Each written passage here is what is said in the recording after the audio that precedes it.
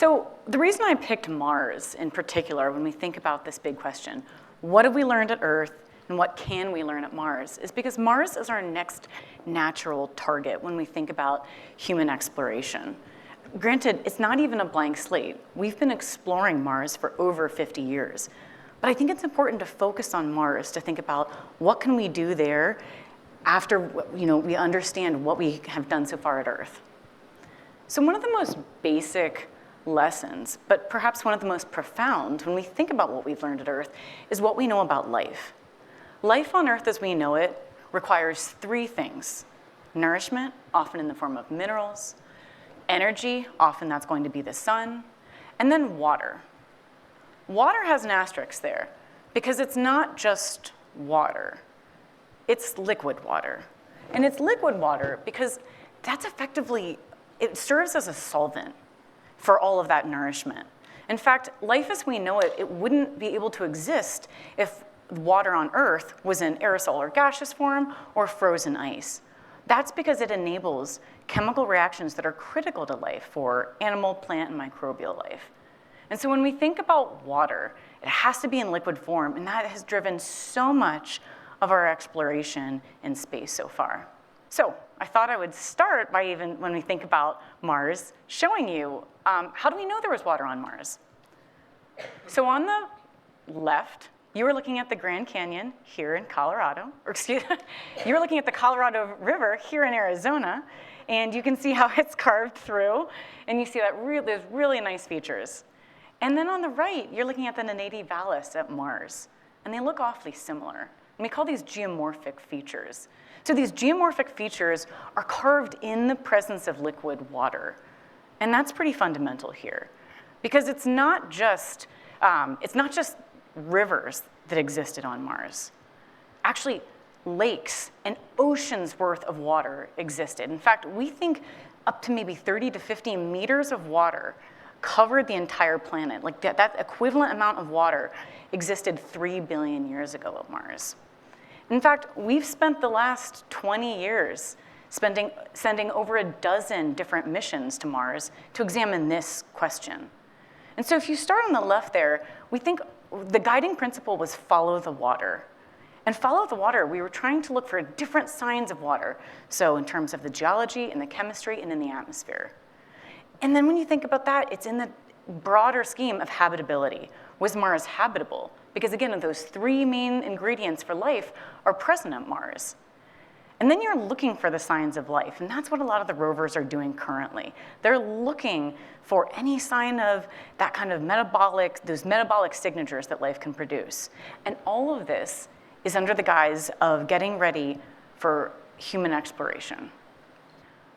But when we think about what have we learned at Earth, what can we actually do better at Mars? And that's where I would reframe the question. Because we know what we need to learn. We want to continue to look for water. We want to look for life, and it very well may still be there. But how can we do a better job? A lot of my colleagues so far have already posed the questions of sustainability. How can we collectively govern a new planet? What would we do if we did find life? And then how would a human presence affect an ecosystem? These are core questions that we need to think about, and especially in a timely manner. Maybe the next 40 years, maybe sooner. So I want everyone to think about using Mars as a template. How can we explore and treat Mars better? And how can Mars set the stage for all of planetary exploration going forward? We have that chance to do it now at Mars and to use that going forward. I say that because it's not just Mars that has liquid water. Many, many bodies in the solar system have liquid water and other resources, and they may have life. Titan is a moon at Saturn with liquid hydrocarbon lakes and water ice. Enceladus is another moon of Saturn.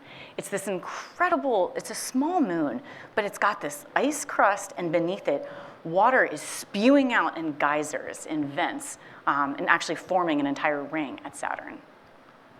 Ganymede. Ganymede's the most massive moon in the solar system, let alone around Jupiter. It has its own magnetic field, and it also is what we call an icy moon. It has a liquid water ocean beneath all of that. And Europa. Europa has its own saltwater ocean beneath that crust, another important moon around Jupiter. They're all important. I try not to pick favorites. And I can go on and on and on. I promise. This is the last planet I'll show, the last moon I'll show you, or body with water. But there's so many places in the solar system that have liquid water and other important resources. And it's important to think, just as a quick reminder, life doesn't just have to exist on the surface. Life can actually exist subsurface. So Arctic marine sediments, we've found extreme life forms here on Earth existing in cold, dark places in our oceans. So where are we going with all of this?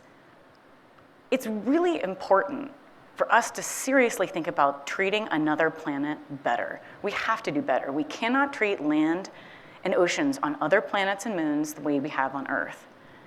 And so is there a guiding principle? And for me, that's science.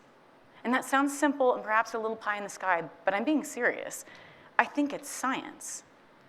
When we think about how can we use Mars as a template going forward, we can think about prioritizing science, protecting and studying, and forming unified goals and priorities around big picture science questions. Technology and infrastructure will have to grow in support of that and hopefully be profitable. When I think about sovereignty, a lot of what Chris talked about, no one nation or entity can or should lay claim to another planet.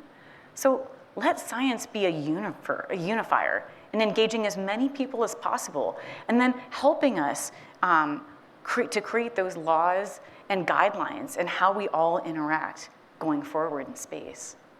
And then finally, our future is science. When I think about a sustained presence in space, we're going to have to study the resources and understand, the land, quite literally, what resources do we have at these other bodies in order to, for there to be permanent human presence? How does that become sustainable? We have to be able to study that in the first place. And again, that's science. Science can be a universal language going forward. And so I hope all of you can walk away today thinking hard about how do we unify ourselves going forward. And I think we can do that using Mars as a template, and I think we can do that with science. Thank you.